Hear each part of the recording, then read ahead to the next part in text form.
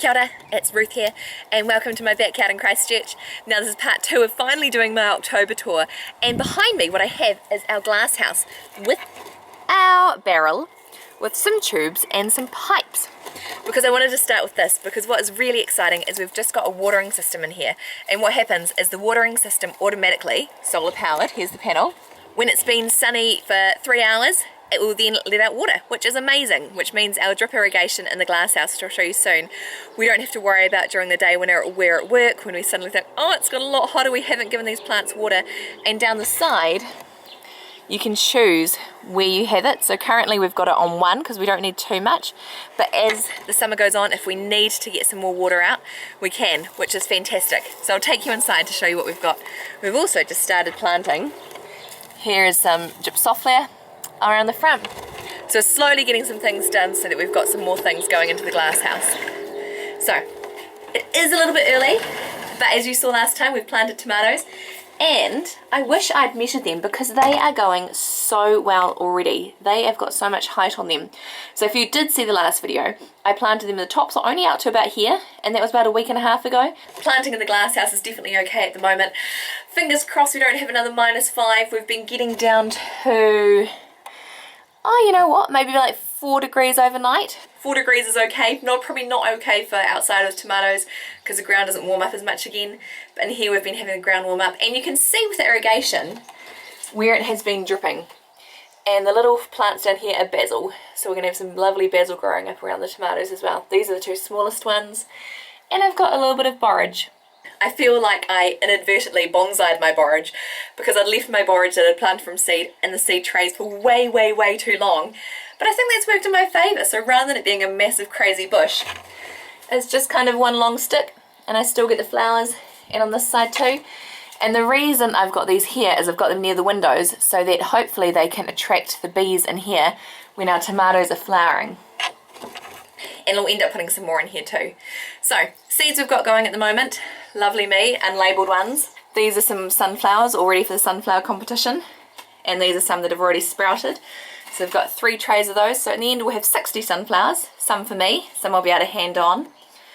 We've got some different lettuces, some more spinach, beetroot that really needs to get planted out. Our mother of all herbs is going wonderfully, and I might be able to take a few little cuttings off it soon so I can propagate some more. One big problem I'm having is aphids with my chilies. I kind of thought, greenhouse, glass house, it'll be fine, we can't get aphids in here. Potentially came with the aphids because I bought them as seedlings. Should have known better, should have actually checked.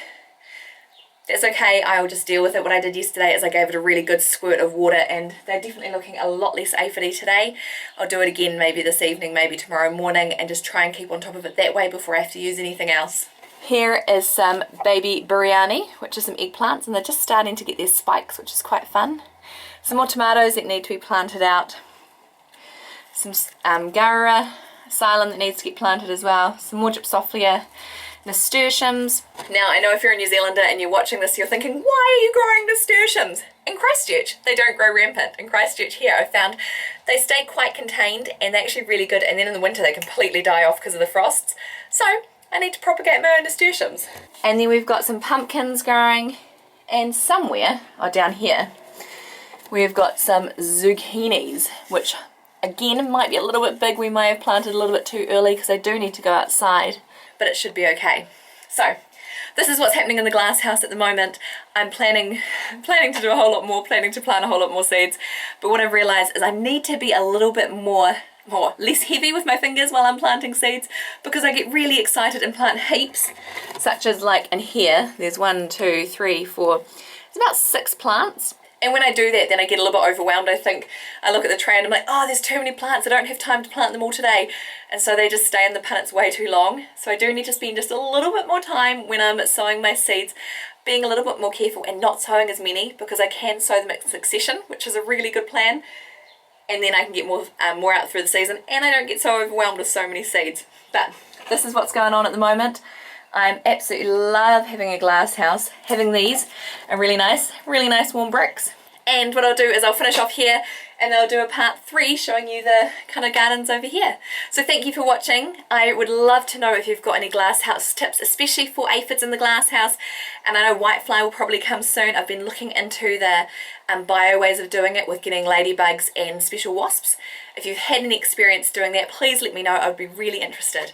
And if you are in Spraydon, join the sunflower competition. If you need any sunflowers, if yours haven't popped up, let me know and I'll be able to pass them on to you.